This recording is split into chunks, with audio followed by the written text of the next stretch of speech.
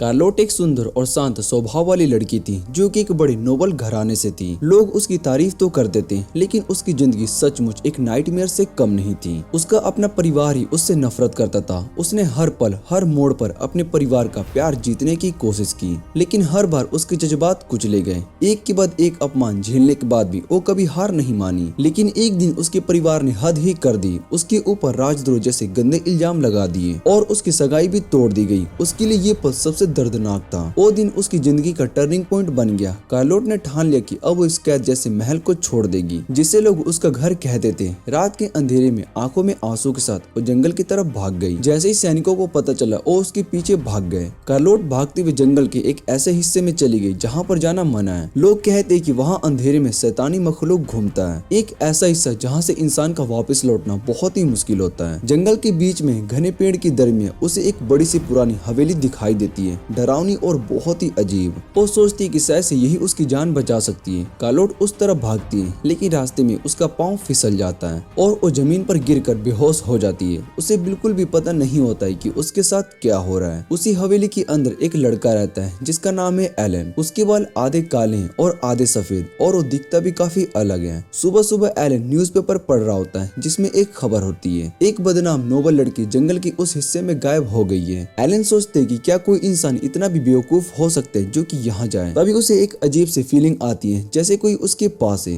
वो तुरंत हवेली के बाहर जाता है और थोड़ी दूर जमीन पर एक बेहोश लड़की को देखता है और वो लड़की कोई और नहीं कार्लोट होती है। एलन उसे पहचान जाता है क्योंकि उसका नाम उसने अखबार में पढ़ा था। वो तुरंत उसे उठा लेता है लेकिन जैसे ही वो उसे अपनी बाहों में लेता है आसपास की रियासत के सैनिक उसे घेर लेते हैं। एलन कुछ भी नहीं कह पाता। एक सैनिक उस पर तलवार से वार करता है लेकिन एलन एकदम से शांत रहता है और एक छोटी सी इल्यूजन वाली मैजिक का यूज करके आसानी से उस अटैक से बच जाता है। सैनिक बहुत ही हैरान हो जाता है। वो समझ जाते हैं कि ये कोई आम आदमी नहीं है। फिर वो एलन से कहते हैं कि कार्लोट एक क्रिमिनल है और उसे राजा के सामने ले जाना बहुत ही जरूरी है। लेकिन एलन किसी भी राजा रानी या फिर उनके कानून पर भरोसा नहीं करता। वो साफ कह देता है कि मैं इसे नहीं दूंगा। ये सुनकर सैनिक बहुत ही गुस्से से धधक उठता है और एक साथ उस पर हमला कर देता है लेकिन उन्हें बिल्कुल भी अंदाजा नहीं होता है कि एलन असल में क्या है। एलन बस एक ही पल में अपना आइस विंड जादू का यूज करता है और सभी सैनिक जमीन पर गिर जाते हैं। उनके हाथ पांव हिलते तक नहीं है और फिर एलन एक और स्पेल करता है, एक ऐसा मैजिक जो कि उनकी यादों को मिटा देता है। अब उनके दिमाग में सिर्फ एक ही याद रह जाती है, एक झूठी याद जिसमें ना तो एलन होता है और ना ही कोई कार्लोट। सैनिक जब जंगल से लौट रहे होते हैं तभी उनके चेहरे पर एक अजीब सी बेचैनी होती है जैसे उनके साथ कुछ ऐसा हो गया जो कि वो समझ भी नहीं पा रहे। उधर कुछ देर के बाद कार्लोट की आंख खुलती है। वो एक बड़ी सी हवेली के कमरे में होती है और पहले तो उसे समझ में नहीं आता है कि वो कहाँ पर है। इधर उधर देखते हुए उसकी नजर एक अजीब से लड़के पर पड़ती है जो कि एलन होता है। एलन उसके पास आता है, उसे एक कप चाय ऑफर करता है और पूछते है कि वो जंगल के उस हिस्से में कैसे पहुंच गई। कार्लोट थोड़ा हिचकिचाते हुए बताती है कि वो प्रिंस सेसिल की मैनेजर थी जो कि नॉर्वेस्ट किंगडम का दूसरा राजकुमार है। लेकिन एक दिन प्रिंस सेसिल ने उसे एक पब्लिक सभा में बुलाया और सबके सामने उस पर राजद्रोह का आरोप लगा दिया। जब कार्लोट ने अपना बचाव करना चाहा तो किसी ने भी उसकी बात पर विश्वास नहीं किया। उसके खिलाफ सबूत झूठे थे फिर भी उसे राज्य से निकाल दिया गया। एलन बड़े ध्यान से उसकी पूरी कहानी सुनता है, एक ऐसी कहानी जिसमें डर था, धोखा था और अकेलापन था। कार्लोट उसका शुक्रिया अदा करते कि उसने उसका ध्यान रखा और फिर कहती कि अब वो यहाँ से जाना चाहती है। लेकिन एलन उसे रोकता है और उससे पूछते है कि क्या वो सफाई जानती है। फिर वो उसे एक नौकरी ऑफर करता है, लिव इन मैड बनने की। कार्लोट थोड़ा हैरान होती है और तुरंत इनकार कर देती है। तब एलन एक इमोशनल कहानी बनाता है। वो कहता है कि एक वक्त था जब वो भी एक एडवेंचरर ग्रुप का हिस्सा था लेकिन उसके अपने दोस्तों ने ही उसे धोखा दे दिया। उसे मॉन्स्टर के बीच में धकेल दिया गया सिर्फ इसलिए कि टेंपल का सील खोला जा सके। एलन कहता है कि उसने भी बहुत ही अकेलापन और दर्द का एहसास झेला है इसलिए वो कार्लोट को ऐसे अकेला नहीं छोड़ सकता। कार्लोट जो कि दिखती ज्यादा समझदार थी फिर से मुस्कुराकर एलन का शुक्रिया अदा करती है लेकिन फिर भी नौकरी लेने से मना कर देती है। वो कहती है कि वो एक क्रिमिनल है और अगर एलन ने उसे रोका तो उसके लिए बहुत ही दिक्कत खड़ी हो सकती है। लेकिन एलन तो हार मानने वालों में से था ही नहीं। अपना आखिरी चाल चलने के लिए वो अपने दिल पर एक साथ डेथ कर्स लगा देता है। वो कहता है कि अगर तुम यहाँ पर नहीं रही तो मेरा दिल धड़कना बंद कर देगा। कार्लोट इस बात को मजाक में लेती है लेकिन एलन बहुत ही सीरियस होता है। आखिर में कार्लोट एलन की जान बचाने के लिए उसकी ऑफर को मान पड़ती है। फिर दोनों मिलकर हवेली की सफाई शुरू करते हैं। कार्लोट दिन भर पूरी हवेली साफ करती है, इतना साफ कि जैसे कि वो हवेली कभी पुरानी थी ही नहीं। एलन उसका सफाई देखकर बहुत ही हैरान हो जाता है। तभी उसे समझ में आता है कि कार्लोट सिर्फ नाम से नोबल थी, असल में उसके साथ एक नौकरानी जैसा बर्ताव होता था। थोड़ी देर बाद कैजुअल बातचीत के दौरान कार्लोट एलन से अगला काम पूछती है, लेकिन एलन उससे कहते है कि डिनर तक वो जो चाहे वो कर सकती है। फिर वो उसे हवेली की लाइब्रेरी दिखाता है जहाँ पर कई पुरानी और बहुत ही इंटरेस्टिंग किताबें होती है। एलन उसे वहाँ पर पढ़ने की परमिशन देता है, लेकिन साफ कह देता है चाहे कुछ भी हो जाए मुझे डिस्टर्ब मत करना। उसके बाद एलन अपनी रिसर्च पेपर पर काम करने लगता है। रिसर्च की दुनिया में एलन काफी मशहूर है, एक ऐसा इंसान जो कि किसी भी पेपर की सबसे छोटी गलती भी तुरंत पकड़ लेता है। वो एक रेड पेन लेकर पेपर्स के ऊपर गलतियां मार्क्स करता है, इतनी इंटेंसिटी के साथ जैसे पेपर के खून निकलने लगे। शाम होते होते वो अपना काम खत्म करता है। जैसे ही पलट कर देखता है उसकी नजर कार्लोट पर पड़ती है, जो लाइब्रेरी के फ्लोर पर शांत बैठी होती है और बोर होकर दानों को गिनना शुरू कर चुकी होती है। एलन कार्लोट को दाने गिनते हुए देखकर बहुत ही हैरान हो जाता है। वो मजाक में पूछते तुम्हें कोई शौक वोक है क्या ये सब करने का? कार्लोट थोड़ा मुस्कुराते हुए कहती है मुझे सिर्फ घर के काम आते, बस वही। उसका जवाब सुनकर एलन का मन थोड़ा उदास हो जाता है, क्योंकि उसे समझ में आ जाता है कि कार्लोट ने अपनी पूरी जिंदगी सिर्फ काम करते हुए गुजार दी है, बिना किसी खुशी के और बिना किसी छोटी सी मस्ती के।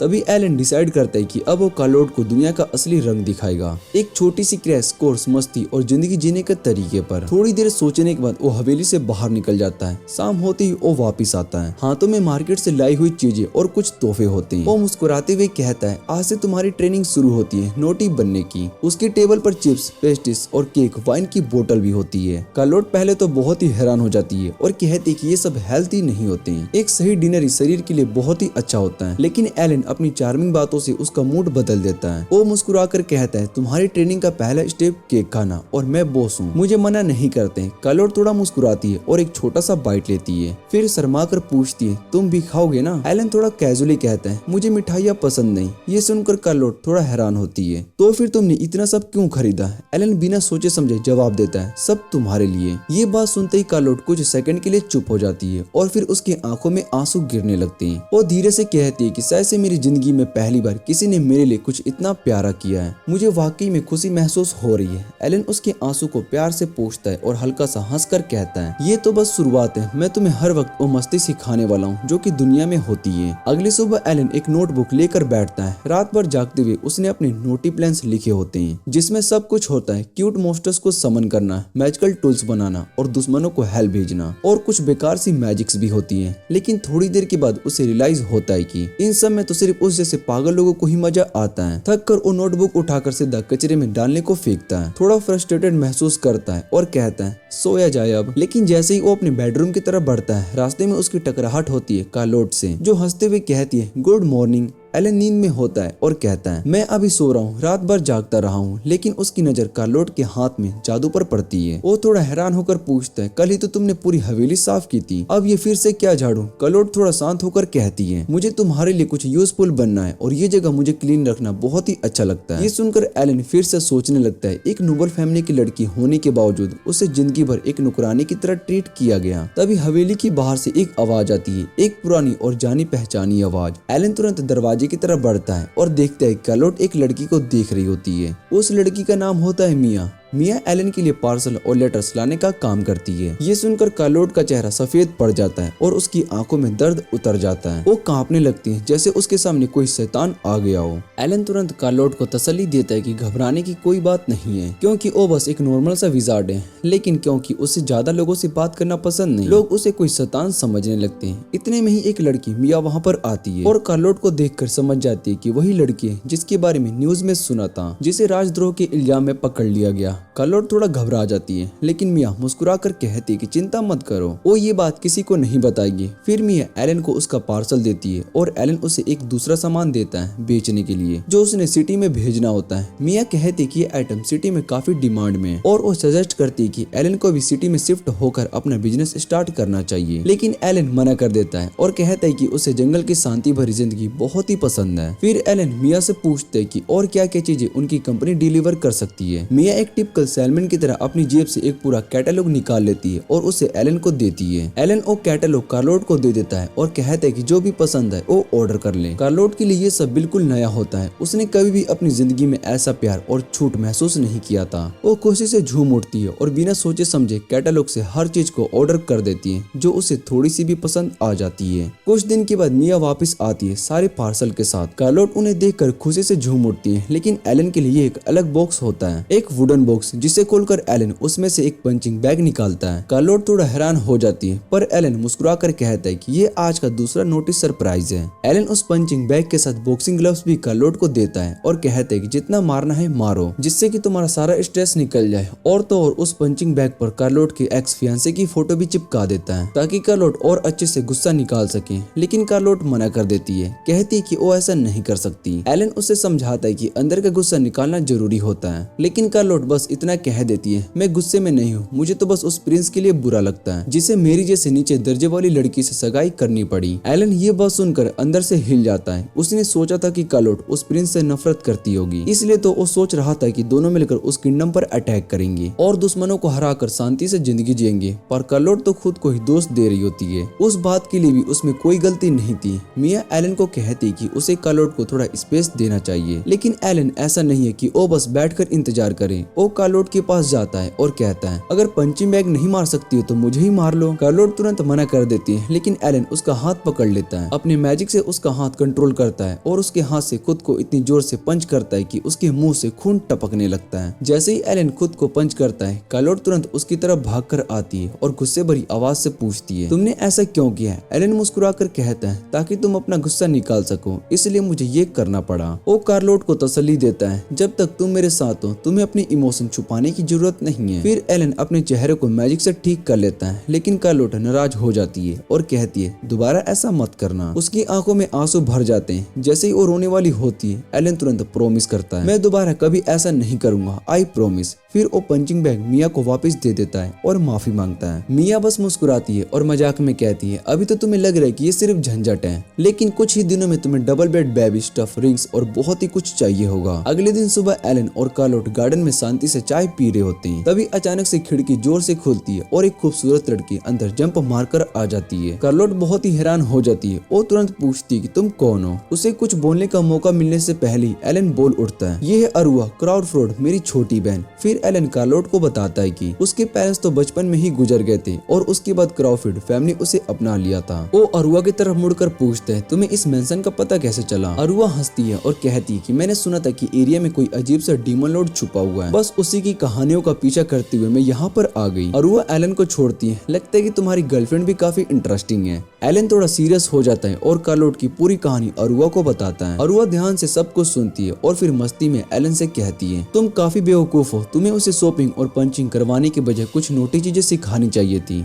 अरुआ मजाक में कहती कि अब वो कार्लोट का ध्यान रखेगी और उसे नोटी चीजें सिखाएगी। ये सुनकर एलन थोड़ा सीरियस हो जाता है और कहता है, कार्लोट के लिए बेस्ट टीचर मैं ही हूँ। दोनों के बीच में कंपटीशन जैसा माहौल बन जाता है और वो डिसाइड करते हैं कि कार्लोट एक कस्टडी के लिए एक छोटा सा कंपटीशन होगा। वो मार्केट जाते हैं जहाँ पर एलन मैजिक से कार्लोट के बालों का रंग बदल देता है और उसे एक रोप पहनाकर डिस्ग्यूज में रखता है ताकि कोई उसे वांटेड पोस्टर से पहचान न सके। उनकी पहली चैलेंज होती है कार्लोट के लिए एक परफेक्ट ड्रेस चुननी। अरुआ एक सुंदर सी ड्रेस दिखाती है और कार्लोट को एक ट्रायल रूम में भेजती है। जब कार्लोट ड्रेस को ट्राई कर रही होती है तब एलन और अरुआ साइड में बैठकर बात कर रहे थे। वो सोच रहे होते कि उन लोगों को कैसे ढूंढा जाए जिन्होंने कार्लोट को ट्रैप किया है। तभी कार्लोट ट्रायल रूम से आवाज लगाती है, अरुआ जरा मेरी ड्रेस का लेस बांधने में मेरी हेल्प कर दो। अरुआ अंदर जाती है, लेकिन जैसे ही वो कार्लोट की पीठ को देखती है वो चौंक जाती है। उसकी पीठ पर पुराने जख्म और निशान बने होते हैं। अरुआ चुपके से एलन को भी वो निशान दिखाती है। एलन बिना कुछ कहे मैजिक से उसके वाउंड्स को हील कर देता है, लेकिन उसका दिल गुस्से से जल उठता है। वो समझ जाता है कि किसी ने राज्य में कार्लोट से इतनी नफरत की है कि उसके साथ जानवरों जैसा बर्ताव किया गया है। एलन और अरुआ दोनों फाइनली डिसाइड करते हैं कि वो उस हर इंसान को ढूंढ कर निकालेंगे जिन्होंने कार्लोट के साथ इतना बुरा बर्ताव किया। थोड़ा शांत होने के बाद एलन रैंडमली एक ड्रेस चूज करता है, लेकिन जैसे ही कार्लोट वो ड्रेस को देखती है सब एकदम शॉक रह जाते हैं क्योंकि वो ड्रेस एक्चुअली एक बिकनी होती है, जिसे देखकर सब सन हो जाते हैं और इस राउंड की विनर बन जाती है रोका। बाद में जब सब मार्केट की तरफ से जा रहे होते हैं, एलन शॉपिंग को एक और नोटी चीज कहकर इंट्रोड्यूस करता है। वो एक दुकान से एक फ्लफी सा सॉफ्ट टॉय उठाता है, लेकिन किसी को पसंद नहीं आता। फिर वो दोबारा से उठाता है, फिर तीसरा और फिर बार बार उसके चॉइस को रिजेक्ट किया जाता है। रोका मजाक उड़ाती कि उसका टेस्ट बिल्कुल बेकार है और दोनों भाई बहन के बीच में छोटी सी नोकझोंक शुरू हो जाती है। दोपहर में सब एक रेस्टोरेंट में लंच करने के लिए आ जाते हैं। कार्लोट प्यार से कहती है कि एलन को उस पर इतना पैसा खर्च नहीं करना चाहिए, लेकिन एलन सिर्फ मुस्कुराता है और कहता है कि थोड़ा खर्च करने से अगर तुम्हें इस दुनिया का अनुभव मिलता है तो उसमें क्या बुरा है। और वो फिर से एलन की चॉइस का मजाक उड़ाती है, जिससे कि उनके बीच का छुपा हुआ वॉर वापिस से जाग जाता है। एलन बाहर से मुस्कुराता है, लेकिन अंदर ही अंदर वो तय कर लेता है कि वो कार्लोट को अपनी छोटी बहन से हारने नहीं देगा,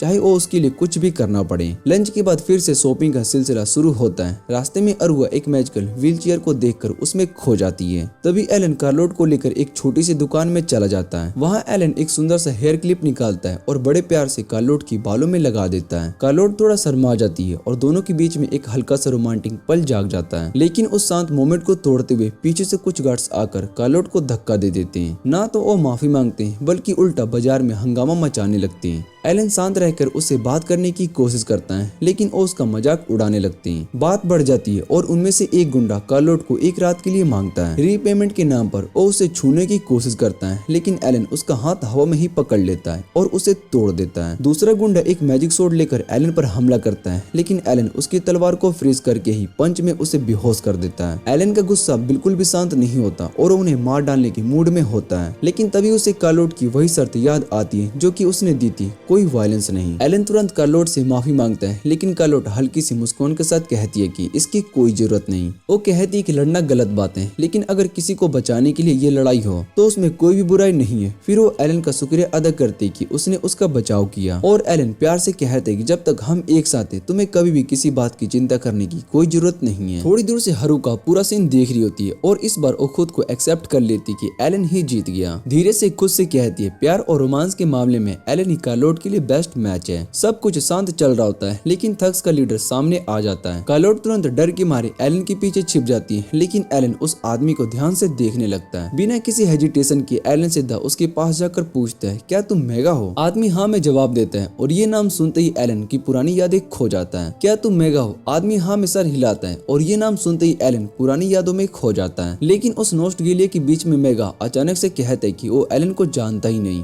और एक जोर का पंच मार देता है। एलन पर उस पंच का कोई असर नहीं होता और वो शांति से कहता है कि लगता है कि तुम्हारा मेमोरी थोड़ा वीक है। फिर वो खुद को दोबारा से इंट्रोड्यूस करवाता है। एलन क्राउफील्ड मैजिकल यूनिवर्सिटी से है। ये नाम सुनते ही मेगा की रुख बदल जाती है और उसके चेहरे का रंग उड़ जाता है और वो घबराहट में एलन के पैरों में गिर जाता है। ग्रेट डीमन लॉर्ड कहकर उससे माफी मांगने लगता है। चारों तरफ के लोग हैरान होकर ये सब देखते हैं। तभी मेगा के गैंग के कुछ लोग वहाँ पर पहुँचते हैं और उससे कहते हैं कि जमीन पर झुकने की कोई जरूरत नहीं है। वो एलन की तरफ बढ़ने लगते हैं, लेकिन मेगा गुस्से में आकर उन्हें जोर से गिरा देता है। फिर सबको धमकाकर कहता है ग्रेट डीमन लॉर्ड को परेशान करने वालों को बहुत ही बुरा अंजाम भुगतना पड़ता है और सब वहाँ का माहौल एकदम सीरियस हो जाता है। रोका कार्लोट को समझाता है कि एलन का असली बैकग्राउंड क्या है। वो कहती है कि कार्लोट के सामने जो लड़का है वो दुनिया के सबसे बड़े मैजिकल यूनिवर्सिटी चेयरमैन का बेटा है। एलन बचपन से ही जीनियस था। उसने सिर्फ 12 साल की उम्र में यूनिवर्सिटी से ग्रेजुएशन कर लिया था। उसके बाद वहीं पर प्रोफेसर बन गया और तभी उसे लोग ग्रेट डीमन लॉर्ड कहने लगे। अगले दिन मिया और अरुआ एलन के मेंशन में आती है और वहाँ पर एलन को दरवाजे के पास बैठा देखती है, जिसका चेहरा उड़ा उड़ा सा लगा रहता है और वह तुरंत अंदाजा लगा लेती है कि जरूर एलन और कार्लोट के बीच में कुछ हुआ होगा। एलन सिर्फ हल्का सा सर उठाकर हाँ कह देता है। वो बताता है कि रात में उसने कार्लोट को थोड़ा सा पैसे देने की कोशिश की थी, लेकिन कार्लोट ने लेने से मना कर दिया। एलन कहता है कि उसकी सैलरी है, इसलिए उसे झिझकना नहीं चाहिए। थोड़ी देर मनाने के बाद कार्लोट पैसा ले लेती है, लेकिन साथ ही एलन से प्रॉमिस मांगती है कि क्या मैं अकेली शॉपिंग पर जा सकती हूँ। पहले तो एलन मना कर देता है, लेकिन जब कार्लोट उसे क्यूट पपी फेस बनाती है तो वो हाँ कह देता है। अब एलन को लग रहा होता है कि उसने उसे अकेले जाने की परमिशन देकर बहुत ही बड़ी गलती कर दी। मिया और अरुआ उसकी पूरी बात सुनते हैं और एक दूसरे की तरफ देखते हैं। फिर दोनों उसे सजेस्ट करते हैं कि वो चुपके से उसका पीछा करे, जिससे कि वो सेफ रहे। एलन को ये आइडिया बहुत ही अच्छा लगता है और वो मान जाता है। थोड़ी देर के बाद कार्लोट मार्केट की तरफ निकलती है और ये तीन लोग उसके पीछे शैडोस बनकर छुपकर उसका पीछा कर रहे होते हैं, जैसे कोई स्टैकर्स हो। कार्लोट एक मैप का इंस्ट्रक्शंस फॉलो कर रही होती है जो कि एलन ने उसे दिया था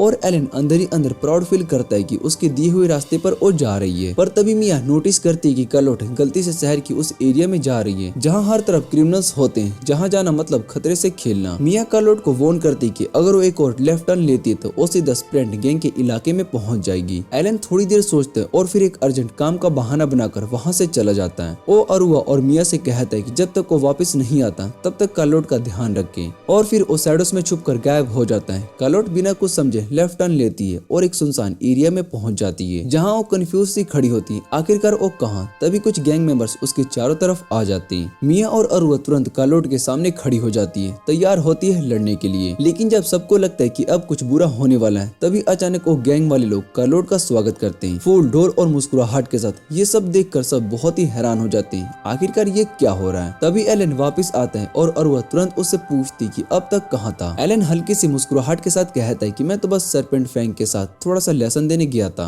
और उन्हें समझा दिया कि कार्लोट से पंगा लेने का रिजल्ट क्या हो सकता है। कार्लोट नोटिस करती कि गैंग के कई लोगों के बदन पर छुपाए हुए ब्यूरीज हैं, जैसे किसी ने उनकी धुलाई कर दी हो। कार्लोट उनका दर्द महसूस करती है और उन्हें हीलिंग पोशन ऑफर करती है। गैंग के लोग इमोशनल हो जाते हैं, कुछ लोग तो रो पड़ते हैं और कार्लोट को देवी जैसा समझकर उसकी तारीफ करते हैं। वो कहते हैं कि अब अपनी जिंदगी ईमानदारी से जिएंगे और कभी कोई गलत काम नहीं करेंगे। कार्लोट उनसे प्यार से पूछती क्या आप सब एलन के दोस्त हो। गैंग वाले हाँ में जवाब देते हैं और कहते हैं कि ग्रेट डीमन लॉर्ड का गुस्सा कौन भूल सकता है। फिर वो कार्लोट से उल्टा पूछने लगते हैं कि आपका रिलेशन क्या है उनके साथ। एलन एली में पहुंचकर सब कुछ सुन लेता है और जैसे ही कार्लोट जवाब देती है वो अंदर से हिल जाता है। कार्लोट हंसी में कहती है कि एलन मेरे मास्टर है और हम दोनों रोज मिलकर नोटी चीजें करते हैं। ये सुनते ही सब लोग एकदम से शॉक हो जाते हैं और एलन तुरंत भागकर आता है मिसअंडरस्टैंडिंग क्लियर करने के लिए। और वो फिर कैजुअली कहती कि यहाँ तो तुमने संभाल लिया, लेकिन शहर के अंदर और भी एरियाज हैं जहाँ पर कार्लोट फिर से भटक सकती है और नए गैंग से टकरा जाएगी। एलन इस बात पर ग्रीन करता है और कहता है तो इसका मतलब अब मुझे पूरे शहर पर कंट्रोल पाना पड़ेगा। और बस फिर क्या, कार्लोट शॉपिंग में बिजी रहती है जबकि एलन शहर में एक एक गैंग को तोड़ता जाता है। अरुआ और मिया कार्लोट का ट्रायल करती है और पीछे से एलन गैंग्स की धुलाई कर रहा होता है। धीरे धीरे पूरा शहर शांत हो जाता है और कार्लोट अपनी सीक्रेट शॉपिंग एंजॉय करती है। शाम के वक्त कार्लोट मार्केट में एलन, मिया और अरुआ से मिलती है। वो एलन को बताते हैं कि पूरा मार्केट उसके बारे में बातें कर रहा है। सब कह रहे हैं कि एलन ने उनके तख्स और उनके लीडर मेगा को हराकर शहर को साफ कर दिया। एलन प्यार से पूछते कि शॉपिंग कैसी रही।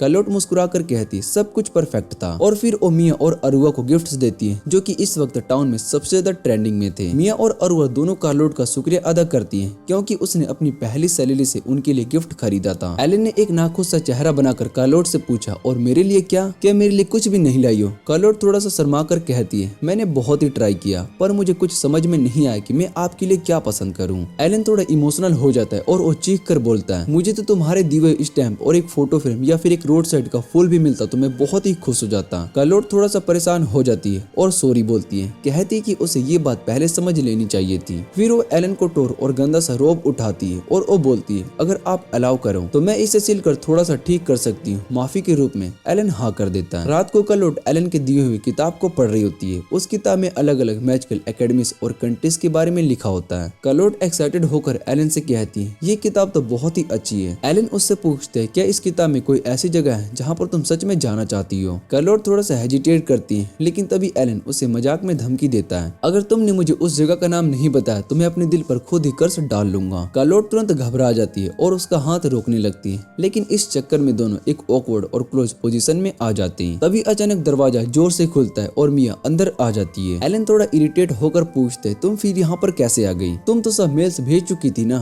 मिया हाथ में एक पैकेट लेकर एलन को देती है और कहती है ये दोनों के लिए गिफ्ट्स हैं। जब एलन पैकेट को खोलता है तो उसके अंदर उन्हें रिजाइन के लिए 2 लोगों के ट्रेवल टिकट्स होते हैं। अगले दिन एलन और कार्लोट एक प्राइवेट हॉर्स वैगन में उन्हें रीजन का सफर पर निकल पड़ते हैं। रास्ते में कार्लोट खिड़की से बाहर देखते हुए कहती है वाह ये जगह तो कितनी खूबसूरत है, इतनी शांत और हरा भरा। पर वो दोनों ही नहीं जानते होते हैं कि मिया और ओरा पहाड़ियों के पीछे छुपकर उनका पीछा कर रहे होते हैं क्योंकि ये ट्रिप भी उन दोनों का सरप्राइज था। लंबी जर्नी के बाद एलन और कार्लोट यू नो हाउ रिसोर्ट पहुंच जाती हैं जहां एक सुंदर सी मैरिड उनका वेलकम करती है। रिसेप्शन पर वो उनके टिकट्स चेक करती है और मुस्कुराकर कहती है welcome to your honeymoon trip. Alan तुरंत घबरा कर कहता है नो ये क्या हनीमून, मुझे तो पता ही नहीं था ये सब कब हो गया। सब मैरिड फिर सोचती है और कहती है ओह तो आप लोग लवर्स हो, तब भी वेलकम। कार्लोट और एलन दोनों एकदम से टमाटो जैसे रेड हो जाते हैं। एलन फिर से क्लेरिफाई करता है हम लवर्स नहीं है। मैरिड रिसेप्शनिस्ट उनकी तरफ थोड़ा कंफ्यूज होकर देखती है और कहती पर रिजर्वेशन तो कपल के नाम से ही हुआ है। कार्लोट उस पॉकेट को खोलती है जो कि मिया ने एलन को दिया था और अंदर से 2 कपल स्पेशल टिकट निकलती है। एलन मन ही मन मिया को गाली देता है जबकि मिया और अरुआ रिसेप्शन डेस्क के पीछे से छुपकर सब कुछ मजा ले रही होती है। क्योंकि पैकेज ऑलरेडी बुक्ड और काफी महंगा था, इसलिए एलन और कार्लोट मजबूरी में डिसाइड करते कि चलो एक दिन के लिए कपल बन ही जाते हैं। रिसोर्ट के कुछ हिस्से एक्सप्लोर करने के बाद एक मैरिट उन्हें हॉट स्प्रिंग की तरफ ले जाती है। जैसे ही वो दोनों उस ह्यूज एंट्रेंस के पास पहुंचते हैं, उनका मुंह खुला का खुला रह जाता है। गिल्ड उन्हें बताते कि हॉट स्प्रिंग काफी स्पेशल है और पूछती क्या उनके पास अपना स्विंग सूट है। एलन कंफ्यूज होकर पूछते कि स्विम सूट क्यों चाहिए। तब गिल्ड समझाते कि एक मिक्स्ड बात है जहाँ लड़की लड़की दोनों साथ में नहाते हैं और इसलिए स्विम सूट जरूरी होते हैं। वो कार्लोट को गर्ल्स सेक्शन में लेकर जाती है जहाँ पर वो cute rental swim suit try कर सकती है। एलन भी अपने लिए एक स्विम सूट ले लेता है और पूल के बाहर कार्लोट का इंतजार कर रहा होता है। उसके दिमाग में अलग ही थॉट्स चल रहे होते हैं। कहता है अगर कार्लोट को स्विम सूट में देखकर अगर मेरा हार्ट ओवर रिएक्ट हो गया तो मैं उसे बंद ही कर दूंगा। लेकिन जैसे ही कार्लोट अंदर आती है, एलन अपने आप से कहता है अब कुछ करने की जरूरत नहीं है, मेरा हार्ट तो वैसे भी रुक गया। कार्लोट शर्माते हुए पूछती है क्या ये स्विम सूट मुझ पर अच्छा लग रहा है। एलन एकदम से लाल हो जाता है लेकिन मुस्कुराते हुए कम्प्लीमेंट देता है। कार्लोट भी उसकी तरफ देखती है और कहती है तुम भी स्विम सूट में बहुत ही हैंडसम लग रहे हो। ये सुनकर एलन थोड़ा संभल जाता है। दोनों फाइनली हॉट स्प्रिंग में आ जाते हैं और एक के बाद एक रिलैक्सिंग सर्विस का मजा लेते हैं। शाम के वक्त वो दोनों एक सुंदर सी जगह पर रॉक्स बीच हॉट स्प्रिंग में बैठे होते हैं जहाँ से सनसेट का नजारा देखते हुए वो अपने एक पीसफुल मोमेंट शेयर कर रहे होते हैं। तभी एक मेड आइसक्रीम लेकर आती है। कार्लोट बहुत ही हैरान होकर पूछती है ये आइसक्रीम।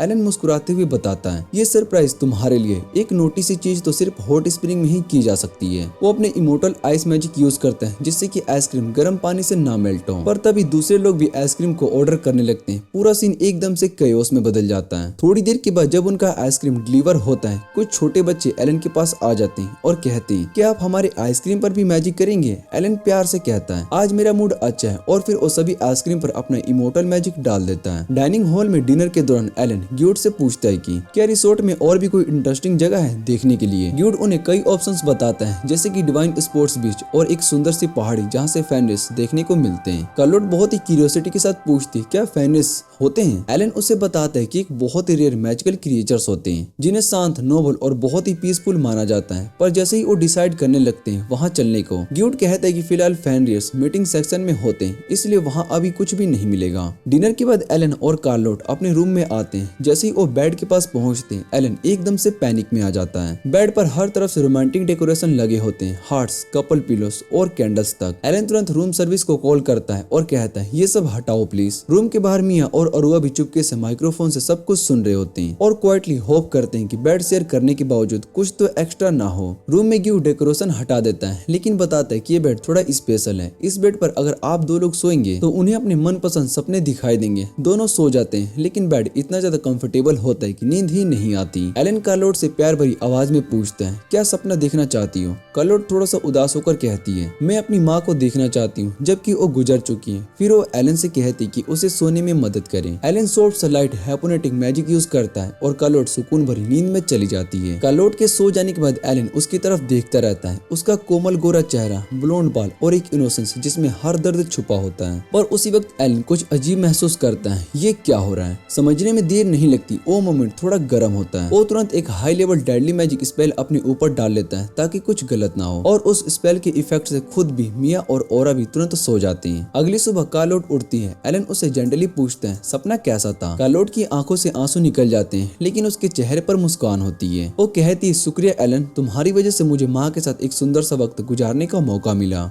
उस दिन के बाद दोनों उस जू में जाते हैं जहाँ कार्लोट बचपन से जाना चाहती थी। पूरा जू अलग अलग एनिमल, बर्ड्स और मैजिकल क्रिएचर से भरा होता है। एलन मैप उठाता है और पूछता है क्या देखना चाहती हो। कार्लोट एक इमेज की तरफ पॉइंट करती है और एलन समझ जाता है कि वो एक पीटिंग जू देखना चाहती है। कार्लोट मुस्कुराते हुए कहती है जब वो छोटी थी एक किताब में देखा था, तब से सोचा था कि एक दिन इस जगह जरूर जाऊंगी। एलन ने कार्लोट से कहा कि वो जरूर उस जगह पर जाएंगे जहाँ पर उसका मन करे और अगर उसे कुछ चाहिए हो तो बिना झिझक मांग ले। पहले तो कार्लोट थोड़ा शर्मा गई लेकिन जैसे ही एलन ने अपनी हमेशा वाली ड्रामा स्टाइल में अपने दिल पर श्राप देने का एक्टिंग किया, कार्लोट हंस पड़ी। फिर उसने एलन से कहा वो दोनों मैचिंग चीजें पहने।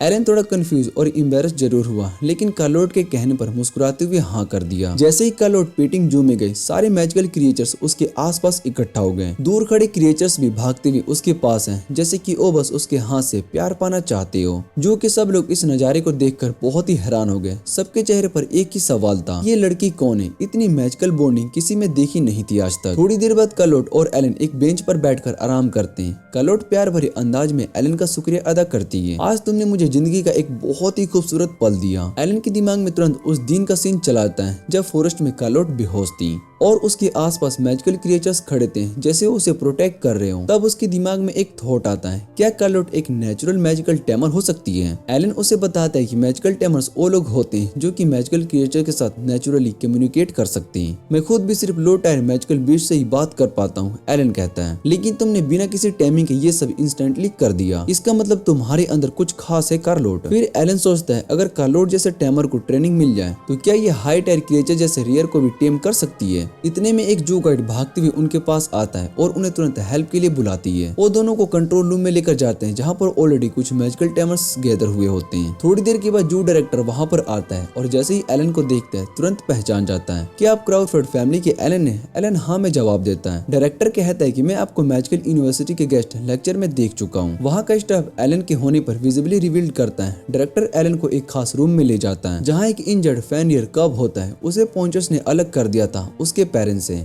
और अब वो काफी ज्यादा हर्ट था। डायरेक्टर कहता है कि पहली बार किसी ने फेनियर को पकड़ा है, इसलिए उन्हें समझ में नहीं आ रहा है कि इसको कहाँ पर रखा जाए और कैसे हैंडल किया जाए। क्रिएचर किसी को अपने आसपास आने ही नहीं देता है, इसलिए हीलिंग मैजिक भी काम नहीं कर पा रही है। एलन कब के पास जाने की कोशिश करता है, लेकिन वो ग्लो करता है, गुस्सा दिखाता है और केज तोड़कर एलन पर अटैक करने की कोशिश करता है। सब कुछ इतना जल्दी हो रहा था कि किसी के पास कोई सोल्यूशन सोचने का वक्त नहीं था। तभी एक असिस्टेंट भागता हुआ आता है और सबको बताता है कि फेनियर के बच्चे की माँ बहुत ही तेजी से उनकी तरफ बढ़ रही है। जैसे स्टाफ ये सुनते वो सब घबरा जाते हैं, क्योंकि वो एक हाई रैंकिंग फेनियर है, इतनी पावरफुल कि अकेले ही पूरी सिटी को खत्म कर सकती है। सब मान लेते हैं कि अगर बच्चे को ऐसे ही उसकी माँ के पास भेज दिया गया तो वो और भी ज्यादा गुस्सा हो जाएगी। तभी एलन एक प्लान बनाता है। वो कहता है कि वो माँ फेनियर को रोकेगा ताकि सब लोग जू को सेफ्टली एवेक्यूएट कर सके। लेकिन जैसे ही वो कुछ करने के लिए जाता है, कार्लोट उसके सामने आ जाती है। वो एलन को रोक कर कहती कि एक बार उसे ट्राई करने दो, शायद वो बच्चे को शांत कर सके। पहले तो एलन और बाकी सभी लोग हिचकिचाते हैं, क्योंकि फेनियर को टैम करना किसी की भी बस की बात नहीं होती, चाहे कार्लोट जितनी भी टैलेंटेड क्यों ना हो। लेकिन कार्लोट बार बार कहती है, अपना पूरा विश्वास दिखाती है और आखिर एलन मान जाता है। वो कहता है ठीक है, अपना बेस्ट देना, कोशिश जरूर करना कि वो ट्रीटमेंट के लिए मान जाए। तभी सीन शिफ्ट होता है। एलन अचानक से मिया और ओरा के पीछे आ जाता है, जो स्विमिंग के एरिया में आराम से रिलैक्स कर रहे होते हैं। दोनों एकदम से घबरा जाते हैं। एलन मुस्कुराता है और कहता है, मुझे पहले से पता था तुम दोनों यहीं पर हो और हो सकता है कि तुम्हारी मदद काम आ जाए। फिर एलन एक पावरफुल बेरियल स्पेल कास्ट करता है, जो कि पूरे रिसोर्ट और जू को कवर कर लेता है। सबको थोड़ा वक्त देने के लिए वो सीधा उस वैली की तरफ निकल जाता है, जहाँ पर फेनियर इकट्ठा हो रहे होते हैं। वहाँ पहुंचकर वो अपना आइस बिंड मैजिक का यूज करता है और सब बच्चों को फ्रीज कर देता है। लेकिन उससे पहले कि वो कुछ कर पाए, एक पहाड़ के साइज की माँ फेनियर आती है और उसे एक ही झटके में निगल जाती है। एलन तुरंत अपना डिफेंसिव शील्ड एक्टिवेट करता है और एक पैरालाइज स्पेल डाल देता है, जिससे ओ फेनियर उसे थूक देती है। एलन कोशिश करता है कि वो उससे बात कर सके, लेकिन ओ फेनियर बार बार उस पर अटैक करती है। कुछ अटैक्स लगते हैं और एलन चोट खा जाता है। समझ जाता है कि शब्दों को यहाँ पर कोई असर नहीं होगा। वो हाई लेवल मैजिक का यूज करने वाला होता है। तभी एक मैजिकल क्रिएचर वहाँ पर आता है और उसका नाम होता है साइपरा। कैपिबारा एलन को रोक लेता है और वो कहता है कि एलन का असली मिशन कार्लोट को बचाना होना चाहिए, ना कि लड़ना। एलन बहुत ही हैरान हो जाता है और वो पूछता है, तुम कार्लोट को जानते हो कैसे?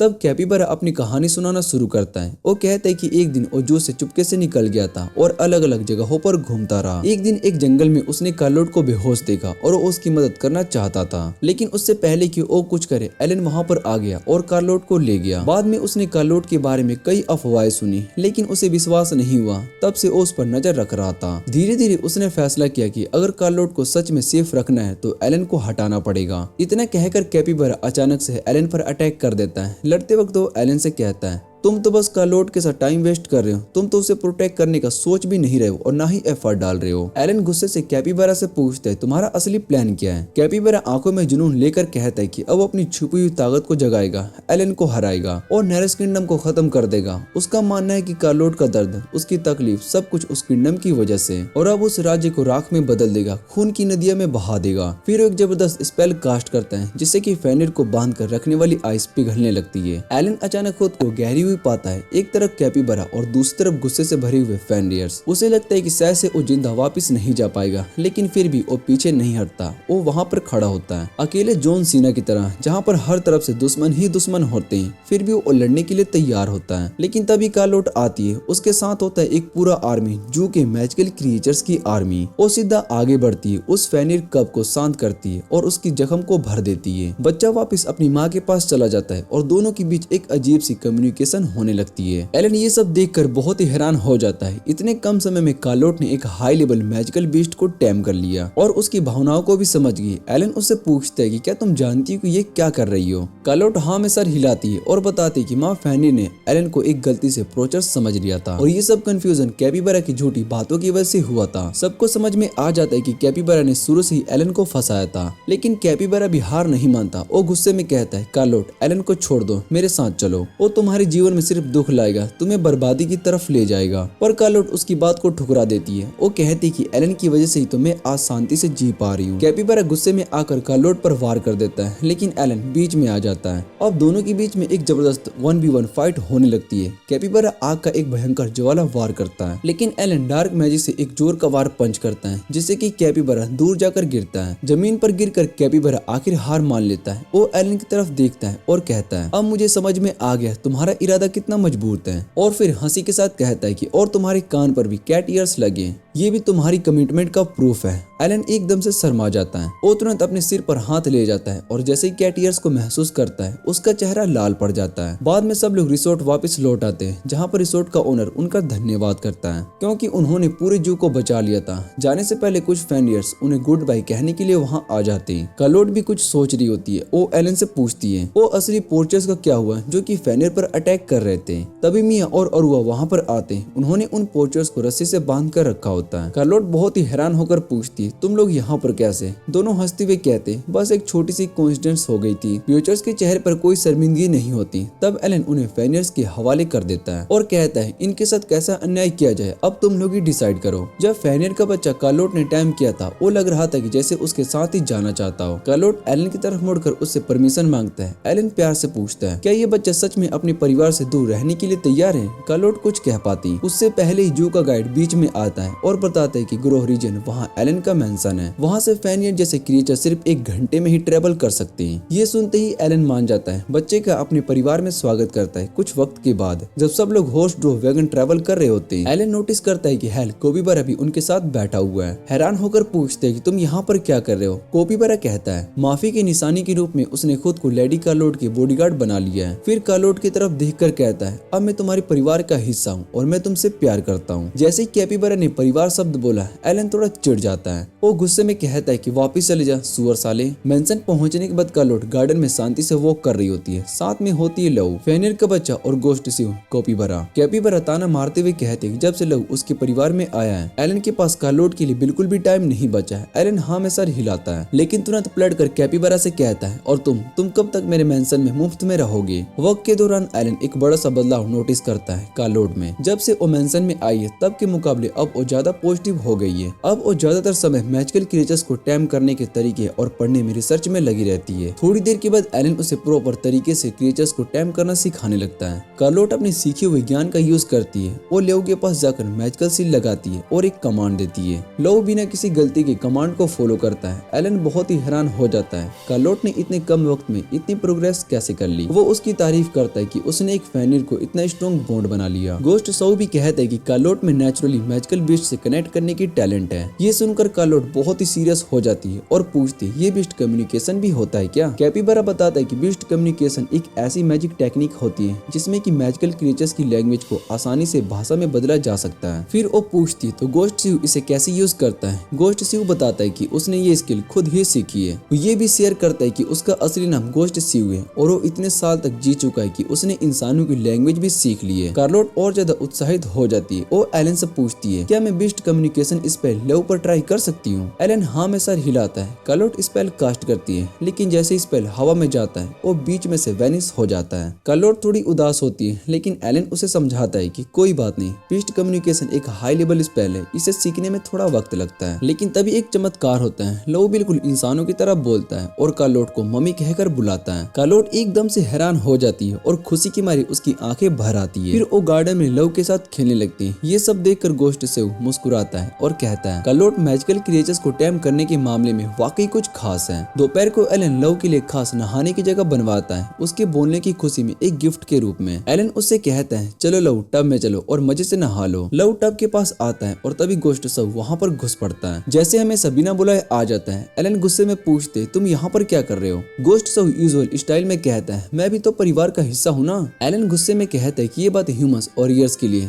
कैपिबरस अलाउड नहीं है। गोस्ट सिउ तुरंत इल्जाम लगाता है ये तो कैपिबरस के साथ बहुत ही बुरा बर्ताव हो रहा है। वो धमकी देता है कि अगर मुझे अंदर नहीं आने दिया तो, और तभी वो बिना वार्निंग के एक अजीब सी टेक्निक को एक्टिवेट कर देता है, hello forest rat style secret technique of swimming water. उसके सिर से एक रोशनी निकलती है बहुत ही तेज जो कि स्वर्ग की तरफ जारी होती है। जब रोशनी छत जाती है तो सब उसे देखने लगते हैं। गोस्ट सिउ अब खूबसूरत लड़की में बदल चुका होता है। अब अपनी फीमेल फॉर्म में वो चिल स्टाइल में टब में घुस जाता है जैसे कुछ हुआ ही ना हो और सब लोग बिना किसी शौक के मजेदार तरीके से उसका साथ एंजॉय कर रहे होते हैं। शाम को कार्लोट और एलन गार्डन में एक बेंच पर बैठकर मैंसन के गार्डन के बारे में बात कर रहे होते हैं। एलन बताता है कि मैंसन का पहला मालिक अभी गार्डन का यूज नहीं करता और गार्डन को बिल्कुल वैसा का वैसा छोड़ दिया था। कार्लोट क्यूरियस होकर पूछती यहाँ पहले कौन रहता था? एलन कहता है कि लगभग 30 साल पहले एक एल्फ यहाँ पर रहता था, बहुत अकेला सा था, टाउन के लोग से भी दूर रहता था और एक दिन अचानक ही गायब हो गया। अभी भी लोग उसके बारे में र्यूमर्स फैला रहे। कुछ लोग कहते हैं कि वो किसी एक्सपेरिमेंट के दौरान चट्टान से गिर गया, कुछ कहते हैं कि उसे किसी मॉन्स्टर ने खा लिया और कुछ तो ये भी मानते हैं कि उसके शरीर को किसी मशरूम ने कंट्रोल कर लिया था, किसी टैबू मैजिक के चलते। एलन कहते हैं कि बस उनकी क्रीपी अफवाहों के चलते ही मुझे ये मेंशन इतना सस्ते में मिल गया। तभी कार्लोट एकदम से चिल्लाती है उसने बाथटब में कुछ मशरूम्स देखे थे। दोनों भागकर वहां पर जाते हैं और देखते हैं कि नीचे जमीन से वाटर सोर्स से सी मशरूम्स निकल रहे होते हैं। वो कुछ समझ नहीं पाते। अचानक जमीन के अंदर से एक लड़की निकलती है और चिल्लाती है मेरे प्रीशियस मशरूम्स चुराने वाले तुम कौन हो? एलन बहुत ही हैरान होकर पूछता है तुम कौन हो? लड़की जवाब देती है मैं हूँ डोरोथी ग्रीन वेलेंस्टीन। वो दोनों उस लड़की के पीछे पीछे बेसमेंट तक जाते हैं जहाँ उन्हें पता चलता है कि वो लड़की पूरे समय वहाँ पर नीचे ही रह रही है। डोरोथी एलन से पूछती है कि तुम कौन हो? एलन कहता है कि हम ऊपर वाले मेंशन में रहते हैं। डोरोथी आंखें फाड़ कर कहती ऊपर का मेंशन? अरे वो तो मेरा है। थोड़ी देर के लिए सब कुछ थमा सा लगता है लेकिन फिर एलन को समझ आता है ये लड़की कोई और नहीं बल्कि वही एल्फ है जो कि 30 साल पहले गायब हो गई थी। एल्फ भी उतनी हैरान होती है, उसे यकीन नहीं होता कि पूरे 30 साल गुजर चुके हैं। गोस्ट से थोड़ा सा शक करता है कि ये सब एक डार्क एल्फ है। एलन हाँ में सर हिलाता है और कार्लोट को समझ आ जाता है कि डार्क एल्फ्स एक बहुत ही रेयर इलाइट रेस है। इन्हें जिंदा रहने के लिए बस हवा से मैजिकल एनर्जी एब्जॉर्ब करनी होती है और बिना कुछ खाए पिए भी 100 साल तक आराम से जी सकते हैं। ये सोचकर एलन को थोड़ा सा टेंशन होने लगता है। अगर ये पहले वाली मालिक अभी भी जिंदा है तो मेंशन के प्रॉपर्टी राइट्स को लेकर उसकी मुश्किलें बढ़ सकती है। वो माहौल को शांत रखने के लिए डोरोथी से पूछते हैं क्या तुम ये मेंशन मुझे बेचोगी? डोरोथी मान जाती है लेकिन एक कंडीशन के साथ। एलन कंडीशन के बारे में पूछता है लेकिन डोरोथी कहती है पहली मेरी कहानी सुनो। डोरोथी बताती है कि वो एक राइटर है, अलग अलग जनरे में लिखती है, इंडस्ट्री में काफी पॉपुलर भी थी और खुद को जीनियस मानती थी। लेकिन एक दिन उसने सोचा कि चलो एक रोमांस नॉवल लिखते हैं और वही उसके जीवन का सबसे बड़ा राइटर ब्लॉक बन गया। डेडलाइन पास आ गई थी लेकिन वो एक भी लाइन नहीं लिख पाई। तब से लेकर आज तक वो उसी डेडलाइन से भागती हुई इस बेसमेंट में छुपी रही पूरे 30 साल तक। लेकिन अब उसका कहना है कि शायद से उसका स्लम्प अब खत्म हो गया होगा। अब उसे अपनी नई कहानी एक परफेक्ट कैरेक्टर से मिल गई है। फिर वो अपनी नई कंडीशन बताती है मुझे अपनी नई नोवेल के लिए तुम दोनों एलन और कार्लोट को यही अभी रोमांटिक कपल की तरह एक्ट करना होगा। कुछ देर के बाद ग्रोथी की गार्डियंस में उनका लव डुवेली परफॉर्मेंस शुरू होता है। एक सीन आता है जहाँ पर कार्लोट रेलिंग से जंप करती है, एलन उसके बालों को पकड़ लेता है और दोनों एक दूसरे की आंखों में खो जाते हैं। सीन बिल्कुल फिल्मी लगता है लेकिन ग्रोथी तुरंत सीन को कट कर देती है। गुस्से में कहती है एलन तुमने मैजिक से कार्लोट को उठाया, उसे बाहों से एक्चुअल पकड़ना था। फिर ग्रोथी एलन को डांट लगाती है, तुम लोग प्रॉपर्ली फ्लर्ट भी नहीं कर सकते हो क्या। उसने दोनों के लिए एक स्क्रिप्ट लिखी होती है, लेकिन एलन और कार्लोट उसमें भी सही से एक्ट नहीं कर पाते। डोरोथी कहती ये एक विन विन सिचुएशन है, अगर तुम सीन में सही से कर लोगे तो एलन को मेंशन मिल जाएगा और मुझे अपनी नोवेल के लिए एक स्टोरी लाइन भी मिल जाएगी। एलन फाइनली कहता है मुझे माफ करना पर मैं इस आइडिया को मना करता हूँ। वो कहता है कार्लोट को भी ये सब पसंद नहीं होगा, जो तुमसे प्यार ना करता हो उसके साथ फ्लर्ट करना पॉसिबल है ही नहीं यार। लेकिन कार्लोट उसे सरप्राइज कर देती है। वो कहती है अगर एलन समा के साथ हो तो मुझे कोई प्रॉब्लम नहीं होगी। ये सुनते ही एलन अपना बैलेंस खो देता है और सीधा जाकर दीवार में अपना सर मार देता है शर्म के मारे। एलन कुछ देर के लिए शांत बैठा होता है और जब थोड़ा संभलता है तो फाइनली डोरोथी की स्क्रिप्ट फॉलो करने के लिए मान जाता है, लेकिन वो एक कंडीशन रखता है, वो बस वही लाइन बोलेगा जो कि पब्लिक ऑर्डर और मोरलिटी के लिए अगेंस्ट ना हो। डोरोथी तुरंत एक नई स्क्रिप्ट देती है जिसमें कि वो दोनों न्यूवेड कपल की रोल प्ले करने वाले होते हैं। पहला सीन शुरू होता है, एलन काम से घर लौटता है और दरवाजा खोलता है। कार्लोट उसकी बीवी का रोल प्ले करते हुए प्यार भरे अंदाज में उसका स्वागत करती है और कहती है आपको क्या चाहिए, नहाना, खाना या फिर मैं। इतना सेड्यूस डायलॉग सुनते ही एलन के नाक से खून निकलने लगता है और लगता है कि जैसे उसकी आत्मा बॉडी छोड़कर ऊपर जा रही हो। डोरोथी तुरंत सीन को कट कर देती है और एलन को गुस्से में डांट लगाती है, इतनी जल्दी फ्रेंड कौन होता है। फिर वो लोग स्किट कंटिन्यू करते हैं। अगले सीन में कार्लोट एलन को डिनर सर्व करती है। स्क्रिप्ट फॉलो करते हुए वो अपने हाथों से उसे खिलाती है और प्यार से उसे बुलाती है आए आए आए। एलन इस प्यारे निकनेम को सुनते ही इतना एक्साइटेड हो जाता है कि उसके मुंह से खाना बाहर ही छूट जाता है। डोरोथी फिर से सीन को कट कर देती है। एलन बहुत ही हैरान होकर पूछता है ये आई आई क्या है। डोरोथी बताती है तुम लोग नए नए शादीशुदा हो इसलिए तुम लोग क्यूट निकनेम्स का यूज कर सकते हो, जैसे कि आई आई आई। थोड़ा ब्रेक लेने के बाद वो लोग सेकंड सीन पर आ जाते हैं। इस बार थीम स्कूल लाइफ है। सीन में और भी कैरेक्टर्स की जरूरत पड़ती है तो हेल्प करने के लिए गोस्ट शिव अपनी फीमेल फॉर्म में आ जाता है। सीन शुरू होता है एलन, क्रॉफोर्ड और एक लोन वुल्फ पंक होता है। एक दिन उसकी बचपन की दोस्त कार्लोट को कुछ बदमाश लोग किडनैप कर लेते हैं। एलन बिना किसी देर की उसके टेरिटोरी में घुस जाता है सिर्फ कार्लोट को बचाने के लिए। वो सबके सामने खड़ा हो जाता है और गुस्से में कहता है कार्लोट को छोड़ दो। गुन्स उसकी बातें नहीं मानते और उन पर अटैक कर देते हैं, लेकिन एलन हर मूव को डॉज करता है, ब्लॉक करता है। उनकी हर चाल बेकार जाती है। उसकी स्ट्रेंथ को देखकर गुन्स कहते हैं कि हमें ज्वाइन कर लो, लेकिन एलन ठंडे अंदाज में मना कर देता है। जब वो कार्लोट को हर्ट करने की धमकी देते हैं तब एलन अपना असली पावर दिखाता है। एक ही पंच में सबको गिरा देता है। एलन कार्लोट को आजाद करता है। कार्लोट रोती हुई आंखों से उसका शुक्रिया अदा करती है। जैसे ही वो वहाँ से जाने लगता है एलन उसका हाथ पकड़ता है और उसे वेल के अगेंस्ट पॉइंट करता है, बिल्कुल किसी ड्रामेटिक हीरो की तरह। तभी उन गुन्स में से एक पूछता है कार्लोट तुम्हारे लिए क्या है, तुमने अपनी जान रिस्क में डालकर ये सब क्यों किया। एलन का दिल जोर से धड़क रहा होता है, उसकी आवाज थोड़ी सी कांपती है, लेकिन वो कहता है मैं उसका गार्डियन हूँ। पूरे रूम में एकदम सन्नाटा छा जाता है। डोरोथी तुरंत सीन को कट कर देती है और एलन से कहती है तुमने स्क्रिप्ट को फॉलो क्यों नहीं की, तुमने कहना था कि कार्लोट तुम्हारे दिल का एक हिस्सा है। एलन थोड़ा शर्मा जाता है और हल्की सी मुस्कुराहट के साथ कहता है मैंने थोड़ा इम्प्रोसिव किया, मुझे लगा गार्डियन ज्यादा कूल लगेगा।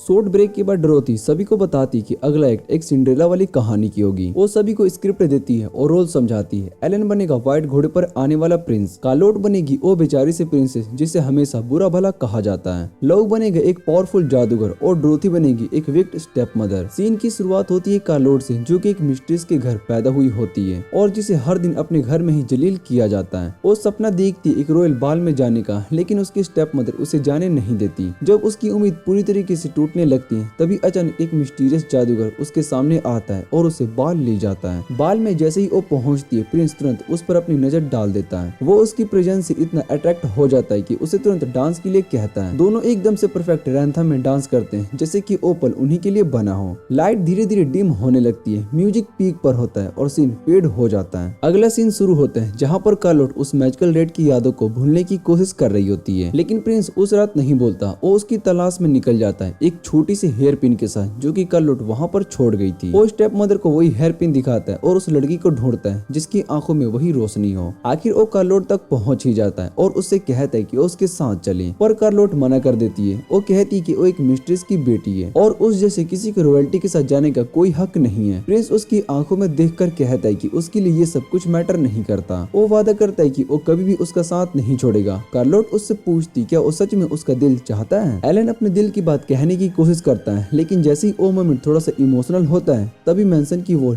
जोर से फट जाती है। स्मोक के बीच से एक हैंडसम आदमी श्राप सूट पहने हुए अंदर आता है। वो सीधा एलन की तरफ देखता है और कहता है कि इस रूम में एक अजीब सी प्रेजेंस है। उसकी नजर पूरे हॉल में घूमती है और आखिरकार द्रोथी पर जाकर रुकती है, जो लियो के ब्लैंकेट के नीचे छुपी होती है। वो बिना टाइम वेस्ट किए द्रोथी को पकड़ता है और उसे बांध देता है। फिर रिवील करता है कि वो द्रोथी का एडिटर है। वो बताता है कि द्रोथी को 30 साल पहले एक नोवेल सबमिट करनी थी, लेकिन जब उसने पहले ड्राफ्ट मांगा तभी द्रोथी गायब हो गई थी। वो एलन से डैमेज के लिए माफी मांगता है और उसे अच्छा कंपनसेशन देता है। फिर बिना कुछ सोचे समझे वो द्रोथी को एक ड्रैगन के मुंह में बांधकर उस पर आसमान में उड़ा जाता है। आखिर वो टेरर जिसका नाम द्रोथी था उसका अंत हो जाता है। सब लोग चैन की सांस लेते हैं, लेकिन जैसे ही सब रिलैक्स करते हैं तभी अरुआ हंसते हंसते नहीं बल्कि गुस्से और घबराहट के साथ एंट्री करती है। एलन को बताती है कि कार्लोट की छोटी बहन नटालिया बड़ी मुश्किल में है। कार्लोट इमोशनल हो जाती है जब उसे नटालिया की याद आती है। वो हमेशा उसके साथ अच्छा बर्ताव करती थी। वो उन कुछ लोगों में से थी जिन्होंने कभी उसे नौकरानी जैसे ट्रीट नहीं किया। वो दोनों अक्सर एक साथ स्टोरी बुक्स पढ़ा करती थी। अगली सुबह कार्लोट की आंखें एक बड़े से शिप पर खुलती है, जहाँ पर उसके साथ लव और गोस्ट जो भी होता है। शिप के डेक पर रोका और एलन बातचीत कर रहे होते हैं। रोका एलन को बताता है कि नटालिया एल्वेंस फैमिली की असली वारिस है। वो उसकी हाफ सिस्टर है, एलन से 10 साल छोटी है और सबसे बड़ी बात वो कार्लोट को बहुत ही पसंद करती है। थोड़ी देर के बाद कार्लोट भी वहाँ पर आ जाती है और एलन का शुक्रिया अदा करती है उस रात के स्लीपिंग स्पेल के लिए। वो कहती है कि उस स्पेल की वजह से उसे आराम से नींद आई और उसने अपने सपने में नटालिया को देखा। जब तक वो लोग आइलैंड के पास पहुंच जाते हैं, एलन सोचता है कि इस जगह आए हुए 3 साल हो चुके हैं। कार्लोट एक ऊंची सी बिल्डिंग की तरफ इशारा करते हुए पूछती कि ये यूनिवर्सिटी है। एलन उसे बताता है कि वो सिर्फ स्टूडेंट्स के लिए डोमेट्री है। असली बात तो ये होता है कि पूरा आइलैंड ही अथेना मैजिकल यूनिवर्सिटी है। शिप से उतरने के बाद सब लोग क्राफोर्ड मैंसन की तरफ बढ़ने लगते हैं। कार्लोट अपने आप को मेंटली तैयार कर रही होती है एलन के पेरेंट्स से मिलने के लिए। तब अरुआ उसे शांत करती है और कहती इतना टेंशन मत लो, ये कोई बड़ी बात नहीं है। पर कार्लोट के केस में थोड़ा डर नेचुरल था। वो कहती कि उसे सबसे ज्यादा अपने भाई से मिलने का डर है। अरुआ बताती कि एलन ने 3 साल पहले बिना किसी को बताए मैजिकल एकेडमी छोड़ दी थी। उसका अपने फादर से जोर का झगड़ा हुआ था और वो घर छोड़कर चला गया। आइलैंड के लोग आज भी उस झगड़े को एक कहानी की तरह याद करते हैं। ये दोनों स्ट्रॉन्गेस्ट मैजिक आर्टिस्ट का झगड़ा 3 दिन और 3 रात तक चला था। उस झगड़े ने काफी तबाही मचाई थी और आज भी उसकी जगह टूरिस्ट स्पॉट बनी हुई है। कार्लोट को तब पता चलता है कि एलन के फादर असल में उसके स्टेप फादर हैं और वो उन्हें अंकल कहकर बुलाता है। एलन कहता है कि उन दोनों के बीच अभी भी संबंध अच्छे हैं और वो मेल के थ्रू बातचीत करते रहते हैं। कार्लोट थोड़ी सी उदास रहती है और कहती है मेरे पास तो फैमिली का कॉन्सेप्ट ही नहीं है, लड़ाई तो दूर की बात है। तब एलन उसे सजेस्ट करता है कि वो नटालिया के साथ फैमिली जैसा रिश्ता बनाए, जहाँ वो दोनों कभी कभी लड़ाई भी करे लेकिन एक दूसरे का साथ ना छोड़े। कार्लोट चुपचाप मुस्कुराकर सिर हिला देती है। तभी अचानक यूनिवर्सिटी के 2 स्टूडेंट्स के बीच में झगड़ा शुरू हो जाता है। बात बहुत ही बढ़ जाती है और सीन बहुत ही इंटेंस हो जाता है। एलन वहाँ पर पहुँचने वाला होता है कि एक सुंदर सा लड़का सफेद रोब पहने हुए बीच में आ जाता है। वो दोनों लड़ने वाले स्टूडेंट्स को शांत करने की कोशिश करता है, लेकिन जब कोई उसकी बात नहीं मानता है तो वो आइस का यूज करता है और दोनों स्टूडेंट्स को एक ही पल में बर्फ के पत्थर में बदल देता है। जब वो लड़का दोनों स्टूडेंट्स को बर्फ बना देता है तभी उसकी नजर एलन और अरुआ पर पड़ती है, जो थोड़ा दूर से उन्हें देख रहे होते हैं। वो उन दोनों की तरफ हाथ हिलाता है, फिर अचानक से वो गायब हो जाता है और तुरंत कार्लोट के सामने अपीयर हो जाता है। वो अपना परिचय देता है, उसका नाम हार्वी क्रॉफोर्ड है, जो कि अरुआ का पिता है। एलन और कार्लोट दोनों उसे बहुत ही ग्रेट करते हैं और उसके बाद सब लोग उसके घर की तरफ निकल जाते हैं। घर पहुंचकर हार्वी एलन की तारीफ करता है कि उसने इतनी प्यारी गर्लफ्रेंड को अपने साथ लाया। एलन कुछ कहने ही वाला होता है, लेकिन तभी अरुआ टेबल के नीचे से उसे पैर से छोटी सी किक कर देती है, जिससे कि एलन को समझ में आ ही जाता है कि अरुआ ने पहले ही अपने पेरेंट्स को उन दोनों के रिलेशनशिप के बारे में बता दिया है ताकि अननेसेसरी क्वेश्चंस ना हो।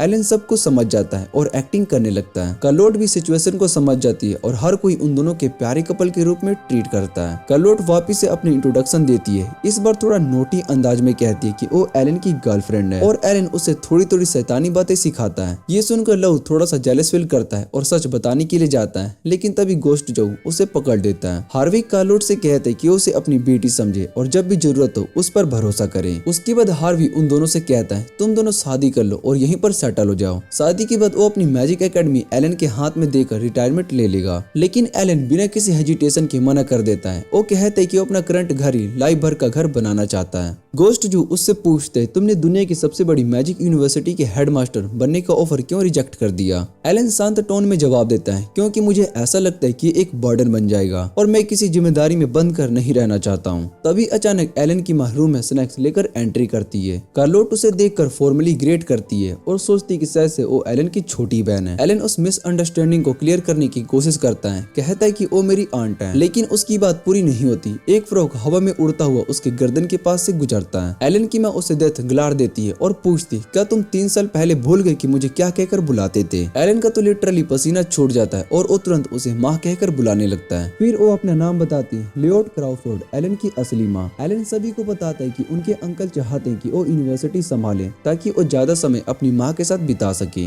ये सुनकर हार्वी मुस्कुराते हुए कहता है, मैं एलन से इतना प्यार करता हूँ कि मैं उसे एक छोटा भाई और बहन देना चाहता हूँ। एलन शर्मा जाता है और कहता है, पापा प्लीज, ये सब कुछ ज्यादा डिटेल्ड हो गया। फिर सब लोग चाय के लिए बैठ जाते हैं। एलन सभी को याद दिलाता है कि हमें नटालिया के बारे में बात करनी चाहिए। तब हार्वी बताता है कि नटालिया फिलहाल अंथेना यूनिवर्सिटी के अब्रोड ब्रांच में स्टडी कर रही है, क्योंकि एवंस फैमिली पूरी तरीके से कयोस में है। इस वक्त नटालिया यूनिवर्सिटी में पढ़ने के बहाने छुपी हुई है। 3 महीने पहले उसने एक छोटी आइडेंटिटी के साथ एडमिशन लिया था, लेकिन अब मैनेजमेंट को पता चल चुका है कि वो कार्लोट की छोटी बहन है। हार्वी बताते हैं कि यूनिवर्सिटी के फैक्शन के बीच की रिवाइवली दिन पर दिन बढ़ती जा रही है। ये सुनकर कार्लोट को नटालिया की चिंता होने लगती है, लेकिन उसकी चिंता तुरंत खत्म हो जाती है जब हार्वी उन्हें एक मैजिकल मिरर दिखाता है जिसमें यूनिवर्सिटी का हॉल नजर आता है। सब देखते हैं कि नटालिया अब वहाँ की फैक्शन की लीडर बन चुकी है। पहले वो स्वीट और केयरिंग होती है, लेकिन कुछ छुपे हुए राज के कारण वो अब एक अलग ही इंसान बन गई है। हाँ, वो अब भी अपने फॉलोअर्स का ध्यान रखती है, लेकिन उसका कंट्रोल इतना बढ़ गया है कि अगर अभी उसे रोका नहीं गया तो वो एक ट्रेंड बन जाएगी। हार्वी एलन से कहता है कि वो नटालिया को समझाने में थोड़ा कंट्रोल रखे, अपनी क्लासेस भी ढंग से अटेंड करे। एलन एग्री करता है और कहते हैं कि जो भी ट्रबल मेकर है उन्हें संभालना उस पर छोड़ दें। सब डिसाइड करते हैं कि अगले दिन नटालिया से मिलने के लिए जाएंगे और उसे कामली बात करेंगे। डिस्कशन खत्म होता है और लिज सभी को कहती है कि वो आराम से अपने रूम में जाकर आराम करें। एलन घर से बाहर निकलने का बहाना बनाता है, लेकिन लिज उससे कहती है कि कार्लोट की सेफ्टी के लिए उसे यहीं पर रुकना पड़ेगा। थोड़ी हिचकिचाहट के बाद एलन मान जाता है। जब लिज उन्हें रूम दिखाती है तो एलन थोड़ा शॉक हो जाता है, क्योंकि रूम में सिर्फ एक सिंगल बेड होता है। एलन की माँ उसे ट्रीटेंड करती है, अगर वो कपल होने के बारे में झूठ बोल रहा है तो वो उसकी खैर नहीं। अपनी जान बचाने के चक्कर में एलन को कार्लोट के साथ वही बेड शेयर करना पड़ता है। एलन उस डेडली ऑन स्लीप स्पेल को यूज करने की कोशिश करता है, लेकिन वो काम नहीं करता। जब वो दोबारा से ट्राई करता है, इस बार भी फेल हो जाता है। तभी उसे समझ में आता है कि वो बेड किसी ऐसे मटेरियल से बना हुआ है जो कि मैजिकल डिसेबल कर देता है, और ऐसा काम सिर्फ एक ही इंसान कर सकता है, अरुआ। एलन और कार्लोट दोनों का दिल बहुत ही जोर से धड़क रहा होता है। वो दोनों अपने बीच के रिलेशनशिप के बारे में सोचने लगते हैं। थोड़ा सोचने के बाद बिना किसी कंक्लूजन के वो दोनों एक दूसरे को गुड नाइट कहते हैं और सो जाते हैं। अरुआ, जो कि उन दोनों को स्पाई कर रही होती है, उसका दिल टूट जाता है, क्योंकि उसे कोई भी एंटरटेनमेंट नहीं मिलता। वो ज्यादा एक्साइटेड हो जाती है और थोड़ा हंगामा करने लगती है, लेकिन तभी एक फोर्क सीधा उसकी तरफ आता है जो लिज की तरफ से होता है और अरुआ तुरंत शांत हो जाती है। अगले दिन सभी यूनिवर्सिटी के लिए तैयार होते हैं। एलन कार्लोट पर एक डिस्ग्यूजिंग स्पेल शेप शिफ्ट यूज करता है, जिससे कि उसकी पूरी अपीयरेंस बदल जाती है। जब वो लोग एकेडमी पहुंचते हैं तो उन्हें नटालिया एक फाउंटेन के पास मिलती है। एलन उसके पास जाता है, लेकिन नटालिया तुरंत अलर्ट हो जाती है और अपने अंडरलिंग्स के साथ फाइट के लिए तैयार हो जाती है। एलन अपना परिचय एलन क्राउडफेड के रूप में देता है और नटालिया की तारीफ करता है कि उसने सिर्फ 3 महीने में इतना सब कुछ सीख लिया। उसके अंडरलिंग्स तो इतने डर जाते हैं कि कांपने लगते हैं। वो लोग एलन को ग्रेट डीमन लॉर्ड कहकर बुलाते हैं, जो सिर्फ एक फाइट में हेडमास्टर के साथ पूरा पहाड़ उड़ा चुका है। एलन उन्हें शांत करता है और कार्लोट का इंट्रोडक्शन देता है। कहता है कि वो नटालिया की असिस्टेंट है, जो कि हेडमास्टर की रिक्वेस्ट पर यहाँ पर आई है। वो खुद को नटालिया का प्राइवेट इंस्ट्रक्टर बताता है और उसे कोऑपरेशन के लिए कहता है, लेकिन नटालिया इनकार कर देती है और बिना कुछ कहे वहाँ से चली जाती है। एलन उसका पीछा करता है और क्लासरूम में जाकर उसका मैजिकल नॉलेज देखकर इंप्रेस हो जाता है। वो नटालिया से कहता है कि वो कार्लोट को थोड़ा मैजिक सिखा दे, जो पहले तो नटालिया मान जाती है, लेकिन कार्लोट की इंथुसियाज्म को देखकर मान जाती है। नटालिया कार्लोट को लाइटिंग मैजिक बेसिक सिखाती है और सब प्रैक्टिस के लिए बाहर निकलते हैं। तभी लोग ओशो लंच के लिए बाहर आ जाते हैं। नटालिया एक फ्रू और कैपिबारा के साथ देखकर बहुत ही चौंक जाती है। वो कार्लोट से पूछती कि वो असल में कौन है, और उसे पता चलता है कि कार्लोट की टेमिंग एबिलिटी काफी एक्स्ट्रा ऑर्डिनरी है। बाद में सब लोग लंच के लिए बैठ जाते हैं। कार्लोट नोटिस करती है कि नटालिया सिर्फ जंक फूड ही खा रही है। एलन नटालिया से पूछते कि उसकी सिस्टर कार्लोट के बारे में क्या सोचती है, लेकिन नटालिया चुप हो जाती है और कहती कि दोबारा कभी इस टॉपिक पर बात ना करें। तभी एक और स्टूडेंट्स फंक्शन कैफेटेरिया में एंटर करता है, जिसका लीडर होता है एक लड़का क्रिस।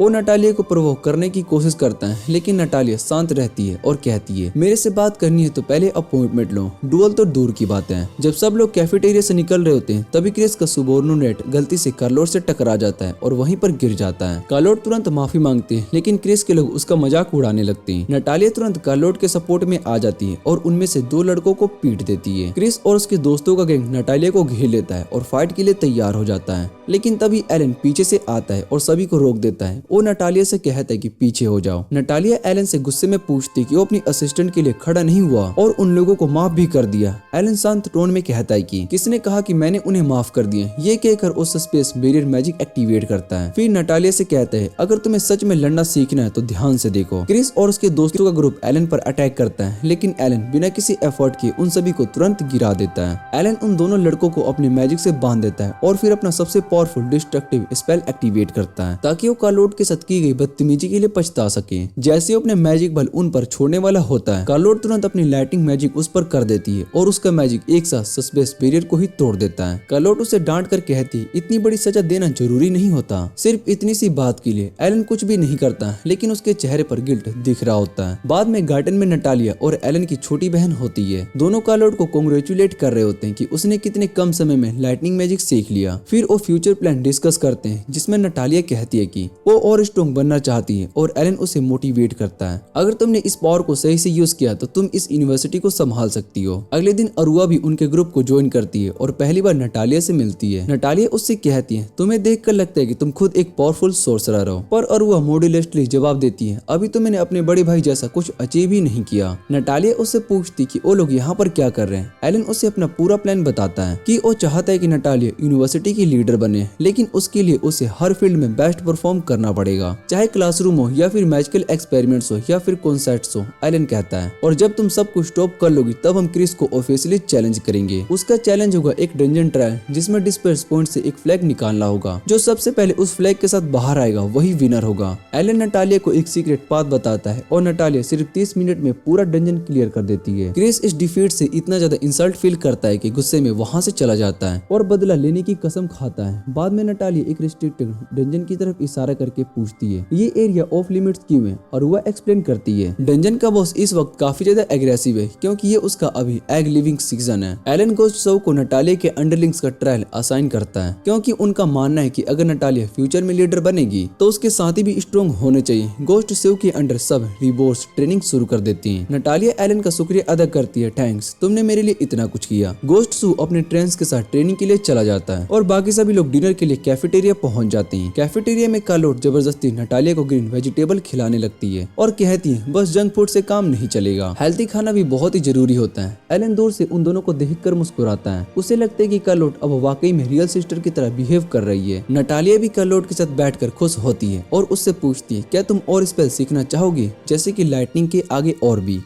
अगली सुबह स्कूल शुरू होने से पहले ही कार्लोट और नटालिया ने ट्रेनिंग करना शुरू करने का डिसाइड कर लिया था। कार्लोट काफी एक्साइटेड थे, तभी अचानक नटालिया के कुछ जूनियर्स भागते हुए वहां से आते हैं और रिक्वेस्ट करते हैं कि वो भी ट्रेनिंग ज्वाइन करना चाहते हैं। लेकिन तभी गोस्ट सीव आती है और उन सभी को घूरती हुई कहती है तुम सभी अभी बहुत ही छोटे हो, ट्रेनिंग के लायक बनने में अभी तुम्हें लाखों साल लगेंगे। ये कहकर वो सबको वापस खींच लेती है। रात को एलन नटालिया को उठाकर उसके रूम में लेकर जाता है। वो आधी नींद में होती है। रूम के अंदर हर जगह पढ़ाई के नोट्स और बुक्स लिखे होते हैं। एलन उससे प्यार से बेड पर सुलाता है और कहता है तुम कितनी डेडिकेटेड हो पढ़ाई के लिए, मैं इम्प्रेस्ड हूँ तुमसे। तभी उसकी नजर एक बैग पर पड़ती है जो कि मैजिक से सील्ड होता है। वो थोड़ा सा क्यूरियस हो जाता है। उस वक्त नटालिया की एक दोस्त उसे बताती है कि ये बैग नटालिया के लिए बहुत ही खास है, वो किसी को भी इसके पास नहीं जाने देती। तभी क्रिस वहाँ से गुजरता है और उनकी बात सुन लेता है। थोड़ी देर के बाद सब लोग अपने अपने रूम्स में चले जाते हैं, लेकिन कार्लोट और एलन वहीं पर रुक जाते हैं। एलन कार्लोट से पूछता है क्या तुम नटालिया को अपनी असली पहचान बताना चाहती हो। कार्लोट थोड़ा सा चुप हो जाती है, फिर कहती है मुझे नहीं पता है कि वो कैसा रिएक्ट करेगी।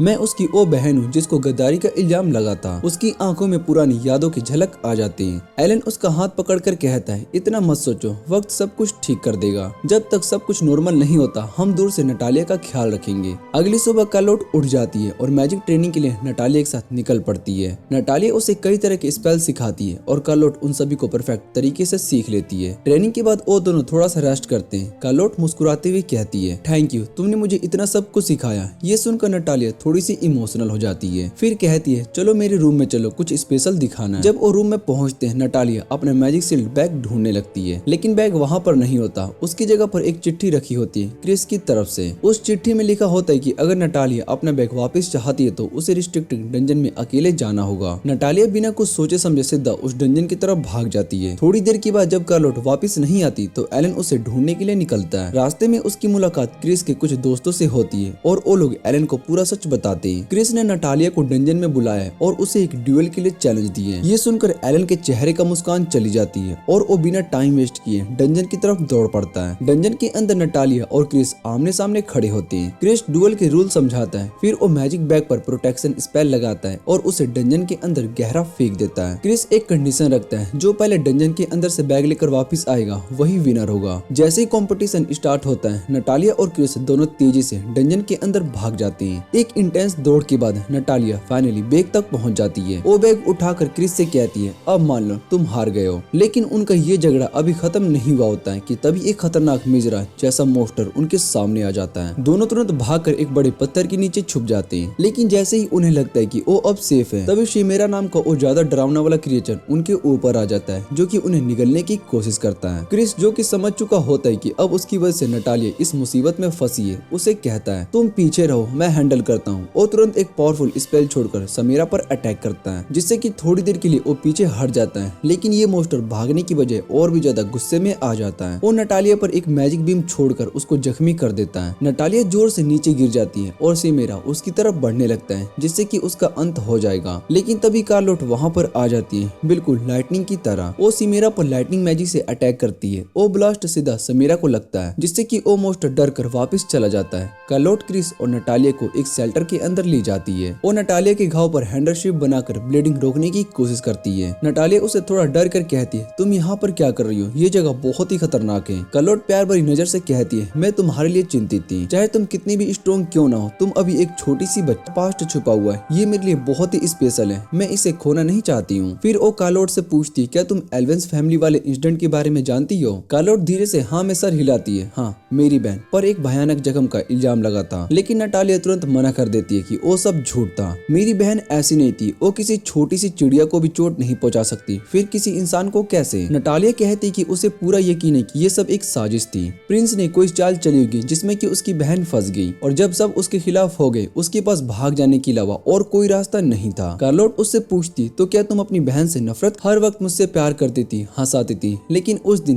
उसने कई बार मैजिक के थ्रू उसे ढूंढने की कोशिश की, लेकिन हर बार उसके स्पेल किसी अननोन फोर्स से ब्लॉक हो जाते थे। तब उसने एक कंक्लूजन निकाला, कोई शैतान, कोई बिगड़ा हुआ इंसान उसकी बहन को कहीं पर बंद करके रखा है और वही लोग उसकी मैजिक को ब्लॉक नहीं कर पा रहे हैं। इसलिए अब उसने ठान लिया कि जो भी उसकी बहन को उससे छीन कर लेकर गया होगा वो उसे मिटा देगी। कार्लोट चुपचाप सब कुछ सुन रही होती है। धीरे धीरे उसे समझ में आता है कि नटालिया ने सब कुछ गलत समझा। वो सोचती है कि नटालिया को लगता है कि उसकी बहन को किसी ने किडनैप किया, जबकि असली बात तो कुछ और ही है। कार्लोट अब जानती है कि उसकी मैजिक को ब्लॉक करने वाला कोई और नहीं बल्कि एलन ही था, और नटालिया सिर्फ एलन की छवि स्ट्रॉन्ग बनेगी और अपनी बहन को ढूंढ निकालेगी। उसके हर लफ्ज में एक लगाव होता है। वो कहती है कि जब भी वो कार्लोट से बात अपनी बहन की झलक दिखाई देती है, वही पास खड़ा क्रिस उनकी बातें सुन लेता है और रो पड़ता है। वो कार्लोट से माफी मांगता है कि जब वो इतना दर्द लेकर चल रही थी तब वो उसके लिए सिर्फ एक बोझ बन रहा, लेकिन सब कुछ नॉर्मली हो रहा था। तभी जमीन कहती कि वो नटालिया को लेकर यहाँ से भाग जाए, क्योंकि नटालिया का पैर चोटिले और वो जोर से नहीं भाग सकती। सालामंडर गुस्से में आकर मुंह से आग भयंकर छोड़ता है। कार्लोट लाइटनिंग मैजिक से उसका सामना करती है, लेकिन उस मोस्टर पर उसका कोई असर नहीं होता। उसकी बॉडी इम्पैक्ट से ही हिल जाती है और वो जमीन। नटालिया को समझ में आता है कि कार्लोट कोई और नहीं, उसकी खोई हुई बड़ी बहन ही कार्लोट है। लेकिन उसके पास जाने से पहले ही सालामंडर दूसरा अटैक करता है, और जब लगता है कि अब कुछ भी नहीं बचा,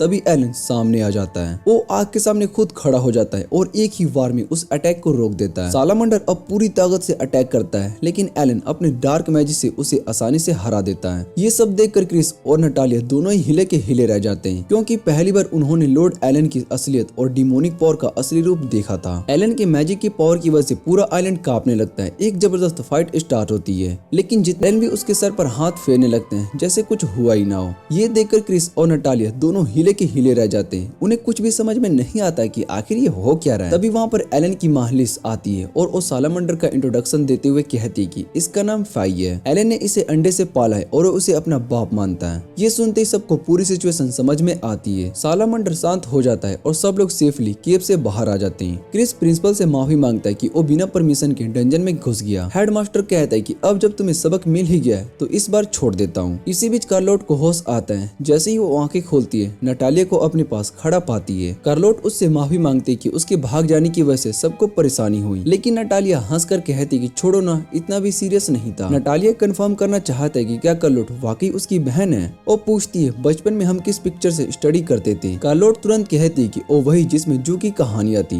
और वो बुक खो गई थी। तभी नटालिया अपने बैग से वो असली बुक निकाल कर दिखाती है जो कि उसने सालों से संभाल कर रखी थी। कार्लोट इमोशनल हो जाती है। नटालिया कहती है मेरे लिए एक बार फिर से पढ़ो जैसे पहले पढ़ती थी। ये कहकर दोनों बहनें एक दूसरे से लग कर रो पड़ती है। सारी तकलीफें, सारी दुनिया एक हग में खत्म हो जाती है। शाम के वक्त जब सब वापस जा रहे होते हैं, नटालिया एलन का शुक्रिया अदा करती है कि उसने उसमें नहीं मिलता। तब तक नटालिया मैजिक से गुस्से में उस पर अटैक कर देती है। वो चिल्लाकर कहती इसलिए मेरा मैजिक कभी काम नहीं कर रहा था, तो बचाकर भाग रहा होता है। और ऐसे ही शोर शराबे के बीच में वो दिन खत्म हो जाता है बिना किसी डैमेज के। कुछ दिन के बाद एलन और कार्लोट अपने मेंशन में शांति से रिलैक्स कर रहे होते हैं। तभी अचानक मीका विंडो से सीधा कूद जाती है जैसे ये उसका रोज का खतरा हो। उसके हाथ में एक पार्सल होता है जिसमें कोई नाम लिखा होता है। एलन जैसे हंसते हुए भागते हैं कि ये सब एक सरप्राइज प्लान था। नटालिया तुरंत पूछती कि वो डीमन लॉर्ड कहाँ है। सब लोग जमीन की तरफ इशारा करते हैं और कहते हैं वही तेरे पैर के नीचे दब गया है। एलन वहाँ से हारा हुआ उठता है करती हूँ और दोनों के बीच फिर से वो गिर जाता है। डोरोथी अंदर आती है, एलन से हेल्प मांगती है और फिर उसे एक romance novel thank you gift के रूप में देती है। डोरोथी कैजुअली पूछती है वैसे कार्लोट और तुम्हारे बीच का क्या प्रोसेस हुआ है या फिर नहीं, क्योंकि उसका एडिटर ऑलरेडी स्टोरी के सीक्वल का वेट कर रहा है। ये सुनकर पूरे रूम में सब लोग चिल्लाने लगते हैं। सब चाहते हैं कि ये दोनों अब फाइनली अपनी फीलिंग कन्फेस करें। महल पूरी तरीके से एक लव ड्रामा में बदल जाता है। रात होती है, सब मिलकर एक फैमिली जैसे डिनर करते हैं। खाना खत्म होने के बाद सब अपने रूम में चले जाते हैं। कार्लोट को नींद नहीं आ रही होती, वो हॉलवे में आती है और देखती है कि एलन अभी भी जाग रहा है। एलन मुस्कुराकर कहता है क्या तुम नोटी चीजों के लिए रेडी हो। कार्लोट हल्की सी क्यूरियोसिटी के साथ हाँ में सर हिलाती है। एलन उसे गार्डन में ले जाता है जहाँ पर वो दोनों गर्म चॉकलेट पकड़ लेती है। दोनों हल्का सा ब्लश करते हुए आसमान की तरफ देखते हैं। कार्लोट धीरे से कहती है